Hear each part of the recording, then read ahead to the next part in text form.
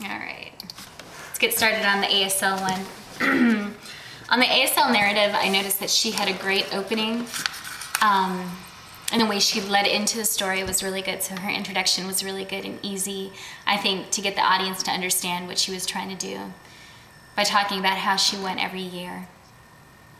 She introduced her children at the beginning of the story, so you know that they were important characters. Talking about how she never went before, there was just so much. Talking about how the boy was 8, and then she immediately goes into the backpacks. So from, you know, introducing, and then all of a sudden it's, my boy's 8, I think he's ready, and he had a backpack. My daughter had a school pack on, and I had a doulith pack. So with the doulith pack, I think it, because the audience is novices, it's an important thing to kind of elaborate on what a doulith pack is.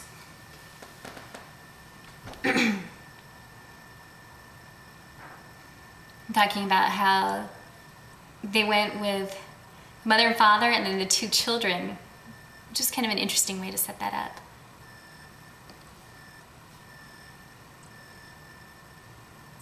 Finger spelling is really clear. Echo Trail and Hagman Lake. One part I didn't quite understand was when she was talking about she had a park and it wasn't really a portage, but they had to walk about 1/4 mile. And once they walked there, and then you started to get to another lake. I was just kind of confused on what exactly they did. Did they so they got out of their car after they parked, and then they got back in their car? So I don't understand whose car they got back in. I was a little confused on that part.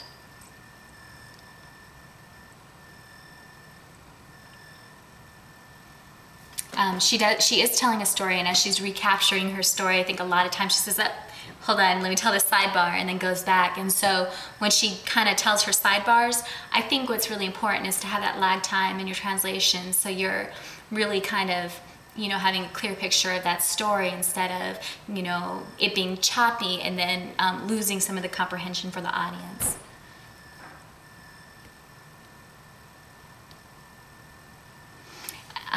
At this part, she's talking about the knots. And what's, you know, going on in my mind, of course, is that it's a rod, and so what part of that translation needs to be incorporated? She's saying 1 knot equals about 60 yards or something. So, but then she says anyway, and she goes back to talking about her portage.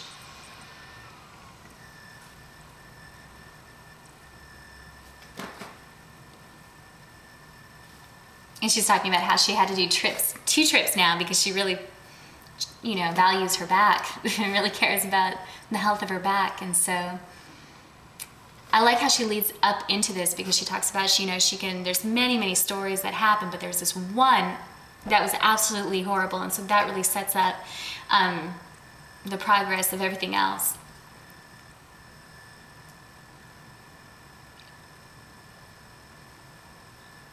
She said she was being strict and told her son, but he was an expert swimmer, but then her daughter had to wear a life jacket.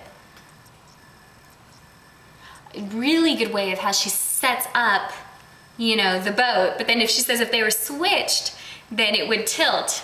And so I think that was a really good way of setting up, and her use of space was excellent in her signs that allow the translation to have a really clear explanation of what she's trying to describe. And the environment, I mean, with the wind and the, you know, waves just crashing and everything. I mean, I think you have just, that was a big point in the story, and I think that she got that really clear.